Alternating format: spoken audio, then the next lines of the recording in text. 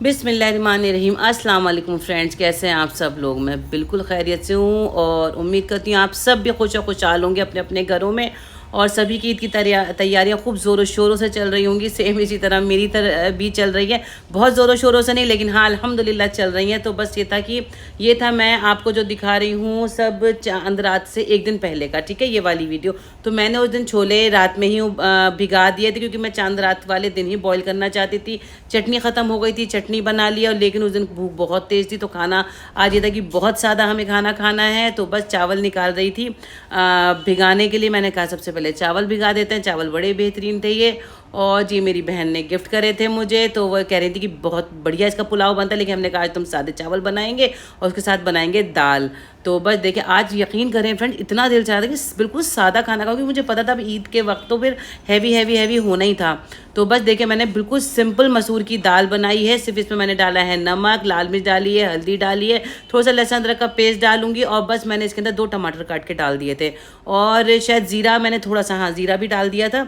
बस इसके अलावा मैंने इसके अंदर कुछ नहीं डाला है फ्रेंड्स। उसके बाद लिड लगा के 2 विसल में मैंने दाल उतार ली थी। उसके बाद देखिए दाल बन गई है। उसको मैंने खूब अच्छे से खूब सारा हरा धनिया डाला है, और दाल के अंदर ना फ्रेश हरा धनिया डालो, बहुत ही मज़े की लगती है। और हरी मिर्चें मैंने इसमें लंबी लंबी से खूब काट के डाल दी थी, क्योंकि हरी मिर्चों का फ्लेवर भी बहुत अच्छा आता है, और मुझे हरी मिर्चों का फ्लेवर ना सब्ज़ी में या इसमें बहुत अच्छा लगता है। तो बस खूब सारी हरी मिर्चें इसके अंदर काट के डाल दूँगी। तो बहुत सिंपल सी, बहुत ही सादी सी मैंने दाल बनाई थी, लेकिन फिर बहुत मज़े की बनती है। अब इस पर जाएगा तड़का, जो कि बहुत ही मज़े का तड़का बनता है। तो बस ले लिया थोड़ा सा देसी घी, और देसी घी में अब मैं डालूंगी इसमें कुछ चीज़ें। तो बस लाल साबुत मिर्चें हो गई हैं, लहसुन हो जाएगा, और जीरा जाएगा इसके अंदर, और बस थोड़ी सी मैं ना लाल पिसी हुई मिर्च एंड में वो डाल दूंगी। दूसरी साइड ना मैंने और ऑयल रखा हुआ है गर्म होने के लिए, बताती हूँ उसमें क्या करने वाली हूँ। मैंने बताया ना आज बहुत ही मज़े का, बहुत ही सादा सा मेरा खाना खाने का मूड था, और ये मेरे अंदर से आया था। मैंने कहा आज सिर्फ दाल चावल खाना है मुझे, और इसके साथ क्या क्या चीज़ें करूँगी वो दिखाती हूँ। देखिए बढ़िया सा बघार कर दिया। अब ये जो है मेरी नन जो है वो हैदराबाद से ये पापड़ लेकर आई थी हमारे लिए। तो बस मैंने कहा आज मुझे ये दाल चावल के साथ ना, वहाँ पे एक ट्रेंड है कुछ दाल चावल के साथ ना पापड़ खाए जाते हैं, और मैं दिखाऊंगी क्या क्या इसके साथ मैंने और तैयारी करी थी। तो यकीन करें कभी कभी ऐसा सादा खाना भी इतना लजीज लगता है, और आपको यकीन नहीं आएगा, हम सब ने पूरे घर ने 2-2 बार खाना खाया, जो कि इफ्तार के बाद हम लोग खाना ही नहीं खाते हैं। तो देखिए बढ़िया से इतने मज़े के ये पापड़ थे ना, ये दाल चावल के साथ कभी आप लोग ट्राई कीजिएगा। आपके पास नॉर्मल पापड़ भी हो ना जो बाज़ार में मिलते हैं वो, अच्छा जी, और साथ में दही की मिर्चें भी वो हैदराबाद से ही लाई थी। तो आज मेरा पूरा प्लान था कि दाल चावल एंड दही की मिर्चें, पापड़ एंड बड़ा ही स्पेशल सा अचार, जो कि वो खुद डाल के लाई थी हम लोगों के लिए, बहुत मज़े की। तो वो भी मैं आपको आगे दिखाती हूँ। देखिए जी बड़ा अच्छी सी हमारी ना ब्राउन कलर की ये क्रिस्पी सी मिर्चें रेडी हो गई हैं। उसके साथ मैं आपको दिखाती हूँ, यह है गोश्त का अचार। फ्रेंड्स पता नहीं आप लोग जानते हैं कि नहीं जानते, हैदराबाद का बहुत मशहूर होता है गोश्त का अचार, और मेरे ससुराल में बहुत डाला जाता है। ये मेरी नन लेकर आई थी, इतने मज़े का है ना फ्रेंड्स ये कि मैं बताई थी। तो आप देखें दाल चावल के साथ, और दाल भी हमारी शानदार ही तैयार हो गई है। तो बस इसके साथ हमने इंजॉय करा बेहतरीन खाना, यकीन करें फ्रेंड मज़ा ही आ गया था, कभी ट्राई कीजिएगा आप लोग। उसके बाद मेरे पास आज एक पार्सल रिसीव हुआ था। तो ये पार्सल आया था मेरी भांजी की तरफ से मुंबई से। तो जो कि मैंने शायद आप लोगों को पहले भी बताया है कुछ चीज़ों में कि वो हैंडमेड चीज़ें बनाती हैं। जैसे ये उन्होंने ईद के एनवलप्स बनाए थे, आप देखिए बेइंतहाई खूबसूरत एनवलप्स हैं। देखिए आपकी ईद, इतना प्यारा उन्होंने उर्दू में लिख कर भी दिया है, और बहुत ही प्यारे हैंडमेड ही उसने अपने हाथों से बनाकर फ्रेंड ये जो है लिफाफे हमें एनवलप्स भेजे थे ईद के लिए स्पेशल, जिसमें हम सबको ईद ही रख कर देंगे। तो बस मैं वही ओपन कर रही थी। तो thank you so much Rimsha, बहुत प्यारे हैं ये, बहुत ही प्यारे मुझे लगे। इनका टेक्सचर, इनका कलर, मतलब इन पर डिज़ाइन, और उस पर जो इतने खुलूस के साथ आपकी ईदी लिखा हुआ है, बहुत प्यारे हैं। तो ये मैं ईद के दिन यूज़ करूँगी, इसी में मैं इस बार बच्चों को सबको ईदी दूँगी।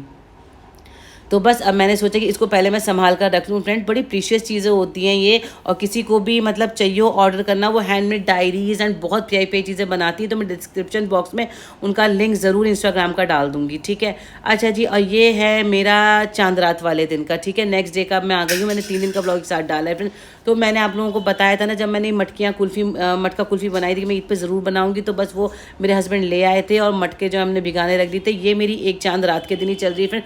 मैंने नहारी एक दिन पहले ही बना ली थी, मुझे नहारी बनानी थी। तो बस ये मटन की मैं नहारी बना रही हूँ, और ये मेरा होममेड जो है नहारी का मसाला था, और मेरा होममेड मसाला की रेसिपी भी मेरे चैनल पर है। तो आप लोग जाके ज़रूर विजिट कीजिएगा और देखिएगा, बहुत मज़े की नहारी बनती है उसकी।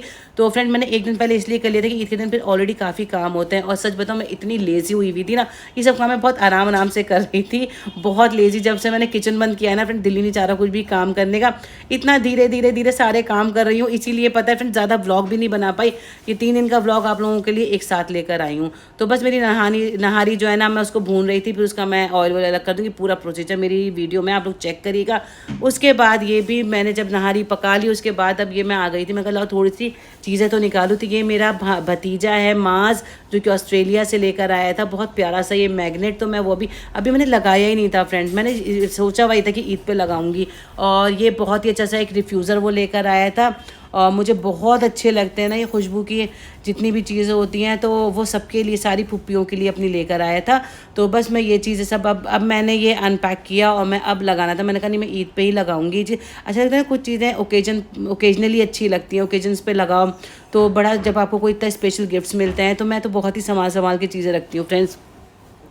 तो बस ईद पे लगाया, उसकी बहुत याद आई। वो तो वहाँ पर अकेला है और हम सब तो खैर यहाँ माशाल्लाह सब लोग। तो यही होता है, जो बच्चे चले जाते हैं ना, वो वहाँ पे अपनी स्टडीज़ के लिए गया है, फिर इंशाअल्लाह ताला वहाँ जॉब करेगा, वहीं सेटल होना ऑब्वियसली बात है। ऑस्ट्रेलिया से कौन वापस आता है। लेकिन बहुत स्वीट मेरा भतीजा है, बहुत प्यारा सा, देखिए इतना क्यूट सा ही लेकर आया था। तो बस मेरे पास बहुत ज़्यादा, मैंने फ्रेंड्स पहले वाले फ्रिज था ना, पहले वाले घर में मैंने बहुत मैग्नेट्स लगाई हुई थी, इस फ्रिज पे मैंने इतनी मैग्नेट्स नहीं लगाई हुई हैं। तो बस वो सब मैंने कर दिया। उसके बाद ना मेरी जो है, मैंने मटका कुल्फ़ी की भी चीज़ें रेडी कर दी थी।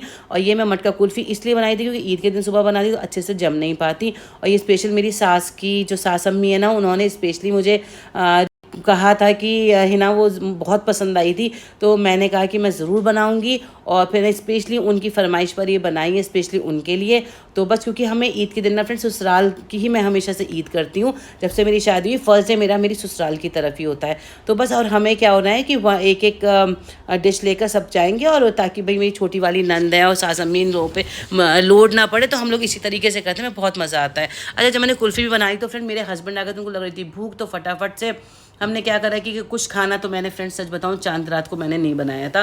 सारा दिन ना कामों में बिजी रही थी और दिल भी नहीं चाह रहा था, बाकी सारा दिन ना लेजी मेरा गुजरा। तो बस उनको फटाफट से ना कबाब तल दिए थे, जो कि मैंने ईद के लिए बनाए हुए थे, और फटाफट से रोटी डाल दी थी, ताकि हमने कहा रोटी और कबाब खा लेंगे। मेरे हस्बैंड मामले में बहुत सिंपल है, बहुत सादा खाना पसंद करते हैं। मतलब ऐसा नहीं कि उन्हें सब चीज़ें लवाजमात चाहिए। वो तो दाल कबाब भी ना हो तो कहते मुझे दाल रखी हो, खिचड़ी बना दो, मतलब बहुत सिंपल है।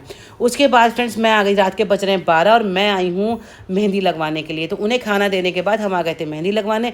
मेहंदी जो है ना, मेरे बिल्कुल घर के पास ही है, एक पार्लर वहाँ पर लगती है, तो ये अपने घर पे ही लगाती हैं फ्रेंड्स। मैंने इनका ऑलरेडी डाला हुआ है अपने पहले भी वीडियोस में। तो देखें वहाँ माशाल्लाह, जब मैं 12 बजे पहुँचूँ ना फ्रेंड्स, ये तो उसके बाद का है फ्रेंड, बहुत रश था उस वक्त। और वो कहीं थी अब आप फजर से पहले जाएंगे, मुझे लगा मजाक कर रही हैं और जो इतना टाइम थोड़ी लेगा। मैंने लाइफ में पहली बार मैं इतनी रात में गई थी मेहंदी लगवाने फ्रेंड्स।